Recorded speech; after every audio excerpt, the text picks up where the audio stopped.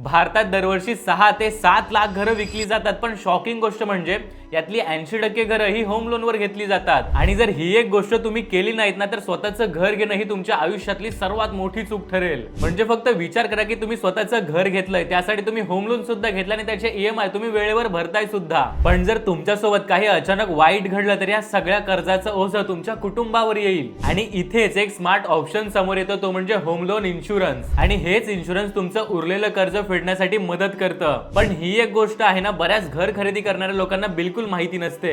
म्हणजे ज्या वेळेस तुम्ही होम लोन घेताना त्यावेळेस बऱ्याच बँका इन्शुरन्स सुद्धा त्यांच्याकडूनच घेतलं पाहिजे असं सांगतात। आणि त्यामुळे काही लोकांना तर असंही वाटतं की लोन अप्रूव्ह करायचं असेल तर हा इन्शुरन्स सुद्धा घ्यावाच लागेल, कारण 1 जुलै 2026 पासून RBIच्या गाईडलाईन नुसार कोणतीही बँक तुम्हाला होम लोन अप्रूव्ह करण्यासाठी इन्शुरन्स, क्रेडिट कार्ड किंवा इतर कोणतेही इन्व्हेस्टमेंट प्रोडक्ट घ्यायला फोर्स करू शकत नाही। तुम्हाला हव्या त्या कंपनीकडून होम लोन इन्शुरन्स घेण्याचा पूर्ण अधिकार आहे, कारण हेच इन्शुरन्स तुम्ही ऑनलाईन घेतलं तर तुम्हाला त्यावर 70% पर्यंत सूट मिळते। आणि बरं इतकंच नाही तर काही ऑफलाईन प्लॅन मध्ये हा इन्शुरन्स प्रीमियम तुमच्या लोन अमाउंट मध्ये जोडला जातो, आणि त्यामुळे त्या प्रीमियम वर सुद्धा तुम्हाला इंटरेस्ट भरावा लागतो। आणि जर तुम्ही ऑफलाईन इन्शुरन्स घेताय तर त्यावर तुम्हाला 18% GST द्यावा लागतो, आणि तेच जर तुम्ही ऑनलाईन घेतलं तर त्यावर तुम्हाला 0% GST चा फायदा सुद्धा मिळतो।